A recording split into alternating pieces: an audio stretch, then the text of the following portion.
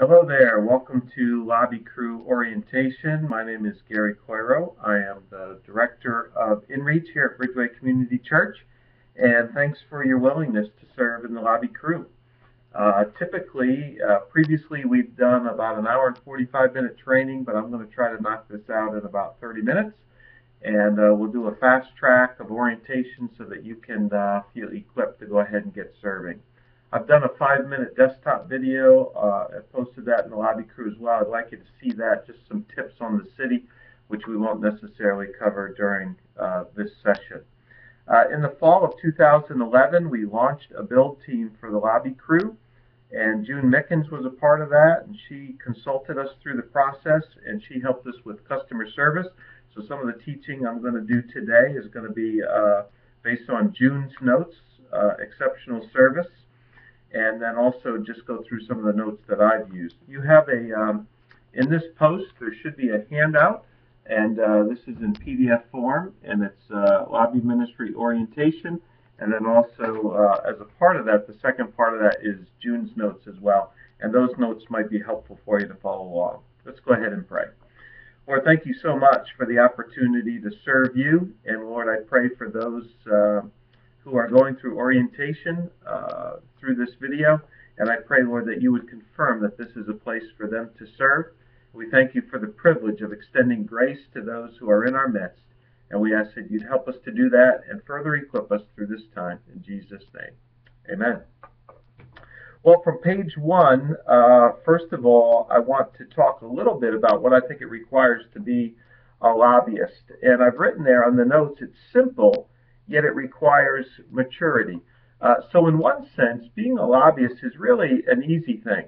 If you simply just are nice to people and smile at people and extend grace and try to do what you can to serve them, that's really all we're asking you to do. But in the same way, it does require a certain level of maturity. To be socially mature, to know when your approach to someone is being intrusive or invasive, or when someone might be hurting and want you to stay at a distance, or when they want you to invite them into your life. So you really need to have social maturity and emotional maturity. You're going to deal with people in the Lobby Crew who are perhaps upset because of something that maybe happened in the parking lot, or because someone was going to leave something for them at the lobby desk and it's not there. And so you need to have an emotional maturity to recognize the fact that it's not about you, it's about meeting their needs, and not to take things personally. And then also a spiritual maturity. People have needs all the time, and to know whether to connect them with Connection Corner or Wendy Cartagena in the care ministry, or maybe a minister, or maybe you yourself, to offer to pray for them or encourage them in some sort of a way. So it does require some level of maturity on many levels. When I think of what it requires to be a lobbyist, if you want to reduce it to two simple things, I use the acrostic PS. And one is to be a presence and present with people, and the other one is to provide for them service. So to simply be present with people, fully present with them, offering them your full attention. It's easy to get distracted in the lobby and to look around and give someone a sense that you're really not interested in them, but to be fully present with them and then to provide them great customer service. It's easy to tell someone, you register for Bridge Kids over there, or go over here for Connection Corner, or see that rotating kiosk over there. That's where you can get some paperwork on the mix, or there's the resource center down there, and I think they've got that CD down there. That's really not that hard to do. But to actually escort someone to an area and do a baton pass to someone in Connection Corner, someone in the resource center, and making sure that they are fully served, that's excellent customer service. So to be a full presence and to serve them in an excellent way. We want lobbyists, especially those working at the desk, or even those who are roaming the foyer, to be more than just a help desk, but to be a proactive generalist in a guest-friendly lobby. So you need to feel the permission to move toward people and not just wait for people to come toward you. You see people with that deer in the headlights sort of a look, move toward them. If someone seems isolated and maybe a little bit uncomfortable, feeling like out of place, move toward them. I think that's a great thing that you can do. One-stop assistance at the lobby desk also is something that's very important. And recognizing the centrality of the city. The city is really our ministry network. It's the hub. It's our information base. So you need to have good familiarity with the city and make sure that if someone comes to the lobby desk, that's the only place they need to go. You are fully equipped to send out messages to ministry leaders through the city and to copy them in it, copy Valerie Chapman as our follow-up coordinator in it, and making sure that they only need to make one stop at the lobby desk. At this time, I want to just go over a little bit about what June has shared in the way of exceptional customer service. So about halfway through that PDF that should be attached to this post, you'll see a page that talks about exceptional customer service. June taught that. June's a partner here at Bridgeway. And June began by sharing 10 tips of BCC servants. One is to begin with the basics, to think about what is a customer, and someone for whom you're trying to create a unique and positive experience, and which encourages that person to continue coming to you for help, service, or a product. So you want to establish such a rapport with them that they keep coming back to you. Who's Bridgeway's customer, really? If you look at Matthew 25, in particular 34 through 40, we see that what we've done unto the least of these, you've done unto Jesus. So Jesus is really the one that we're serving, no matter who we're serving in the lobby. The goal of serving people in the lobby is really customer loyalty, more than satisfaction, but customer loyalty, making sure that people know and spread the news that if you want help, see someone in a purple shirt that says got questions. So let's overserve people and make sure that they have an excellent experience. The C is to contemplate people's needs and wants. What do Bridgeway's attenders really want or need in the lobby? They want recognition. They want, in other words, to make sure that we notice them. They want no hassle. In other words, they want an easy customer service experience, and they want respect. That's what any customer wants. So to acknowledge people, to allow them to access us quickly, to streamline the process and affirm them, making sure that they know that their needs are important. The second C June has there is to continue BCC's service commitment. Bridgeway Community Church is committed to serving people in a Christ-like fashion. It's a ministry statement that we have on our walls here at the office of BCC, so making sure that we continue that. And we do that with 5 themes: timely responses, as few touches as possible. In other words, making sure that we are skilled enough to help them as best we can. Winsome communication. In other words, making sure that we're not short with people, but that we're always gracious in our facials, in our tone, and in our words. Minimal losses. In other words, that we make sure that people don't fall through the cracks. That's why we have a great follow-up system. And then Christ-like behavior. How does this look in real life? The S here is servanthood that you see on your notes. Mark 10:45, Jesus humbled himself and washed the disciples' feet. That was in John 13, and Jesus himself would say, I didn't come to be served, but I came to serve. And so if our attitude is, hey, it's not about me, it's about others, and we're just here to serve, then that's going to be a great start to being a great lobbyist. The E is empathize, seeing things from another person's perspective, making sure that we tune into them and that we're best trying to be empathetic with them. If someone has, two children who are a little bit fidgety on their arm and they're trying to get information about our Christmas event or our Easter event, trying to empathize with this person and trying to really be compassionate and sensitive to them would be great. The R in BCC servant is respect. When you have guests at the lobby desk, make sure that you, as a lobbyist, aren't just talking to your friends or talking to other lobbyists, but make sure that you're giving people your full attention. you're listening to them well, making eye contact with them, giving them your full attention. So remembering to be fully present with people, a great way to be an exceptional lobbyist. That June has here, venting is not permitted.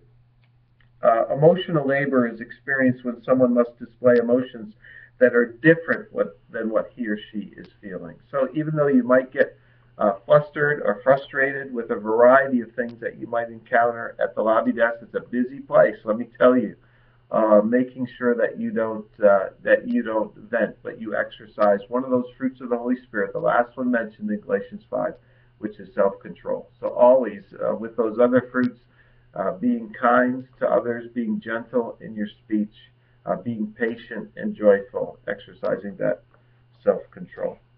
So if you get upset, then you need to breathe and pass the baton off to another lobbyist or your crew leader. June at this time in the training talks some about attitude and being conscious of the messages that you might send with your nonverbals. Attitudes such as really, a facial that might say really, a facial that might say, come on, speed it up, a facial that might say, not now. So you want to just avoid that. Make sure that you're expressing excellent customer service to people who might serve you. Make sure that we have no unmet promises. Under promise and over deliver. See if you can do whatever you can to serve the needs of a guest that comes up, whether you think it's reasonable or not. But build trust and credibility by serving people. Only promise what you and or Bridgeway can deliver. You can't promise that Minister Angel or Minister Dan is going to get back to you by Tuesday. You can't promise that. You can say you'll send a message, you'll copy them in, and your hope is that you'll get a soon response. You can follow up by calling the office Tuesday at noon if you don't hear from them. You can do that, but don't promise things that you can't deliver. And deliver what you promise on. If you say you're going to send a message or invite them to join the city, whatever you say you're going to do for them, make sure that you deliver it. Take time to know your stuff. Be knowledgeable and honest about the events and the services and the products we provide. A couple ways you can do this. I post every week in the lobby group a lobby briefing. Read through that. Read the community news that I also post as a featured item in the lobby crew. Click on the links. Make sure that you're well informed about what's going on. Watch the YouTube video about the upcoming slides and service. Make sure that you know what's going on. Talk to your lobby crew leader and make sure that you're aware of any updates. Stay informed about what's going on the city. Know how to navigate the city so that you can best serve people. For positive interaction with people, think about getting their name and then using their name, making eye contact, asking good questions of people, good open-ended questions of people, and then always making sure that you thank people when you're done with them. So thank you, June Mickens, for helping us with exceptional customer service. And now I want to go back to the beginning of the notes and just talk you through a few more things in this last 10 to 15 minutes that we have. Number 4 on page 1 of your lobby ministry orientation is applying Bridgeway's principles. I want to remind us of what's the greatest commandment, and that is that we love people as an outgrowth of our love for God. Jesus talks about that in Matthew 25. He models that in John 13. And remember that what you've done unto the least of these, you've done unto Jesus. What's our mission here at Bridgeway? It's to build into one another as we build bridges to our community. So if we remember that our call is to love others as an outgrowth of our love for God, if we remember that our call is to build into one another and practice those one another's, there's over 55 imperatives in the New Testament connected to the phrase one another. And they're categorized in a lot of different ways. You'll see that on the next page of loving one another, pray for one another, encourage one another, greet, admonish, confess, be at peace, serve, forgive, be kind. All of these one another's, we want to model these as lobbyists for our guests so that we give an inclusive, gracious environment so that guests and regulars feel welcome at the lobby desk and they know they can come to us and get excellent customer service and get more than just information, but get inspiration as well. The other-centeredness verse that I cite on the bottom of that first page is one that I've used already in Matthew 20:28. The Son of Man did not come to be served, but to serve. What kind of DNA do we have and want here at Bridgeway? We want to be a culture of grace, a culture of acceptance, comfort, warmth, and a friendly environment. We want to be a culture of love and unity. We want to be a culture of embracing diversity, so making sure that we're attentive to people who don't look exactly like us. And then also we want to understand and embrace our depravity and dignity. And what I mean by that is understand the fact that when people come up and have a need and approach you at the lobby desk, understand that they are both depraved and also they have great dignity. They have value intrinsically because they're created in God's image, and treat them as such, that they have dignity. But also understand the fact that you shouldn't be surprised if they demonstrate a little bit of impatience or anger or selfishness there, because we all experience depravity too. And if we're new and we need information, we're frustrated, maybe running late, then we need to just give people some grace and understand that not only is that depravity something that's evident in them, but we've got to watch our own depravity and that we don't respond inappropriately to people as well. Now, as far as a job description and commitments and shifts, I want to talk a little bit about some of the key leaders. Steve Martin is our lobby crew leader. Steve works with me as a staff representative, but Steve is the one who runs the lobby crew. And then he has some key volunteers under him who help you with getting assimilated, getting trained, getting access to the city and your training there. So Kelly Spencer and Cindy Buford and Alex Chaveria, those are some key leaders that Steve leans on for these tasks, and then also his shift leaders as well. Now that may change moving forward, but just something to be aware of. We have 4 shifts we want you to consider serving in. They're listed there on the sheet. And we want you to get a shadow opportunity. We want you to watch this orientation video as well as the desktop one about using the city, and then plug into a shift and try to serve as regularly as possible. Something I want you to think about as a lobbyist is that you're a generalist. You may have a specialty in women's ministry or in Bridge Kids. You may have certain information about great information about Common Ground or Fusion because you've served in that area before, but always try to be a generalist. Don't try to push people off and say, well, I really don't know anything about that. Check on the city. Always try to be a generalist and be able to access that information yourself. A great place to do that is on the City Plaza. And if you're looking for events, click on events. They come up chronologically, and it's a great way to access information on the city. So have that mindset as a generalist, and that'll be a good help. We'd like you to commit for following through at least a shift a month. Most lobbyists serve much more than that, a couple shifts a month, if not every week. And then also commit for a couple months at least so that you get a sense for whether this is a good fit for you.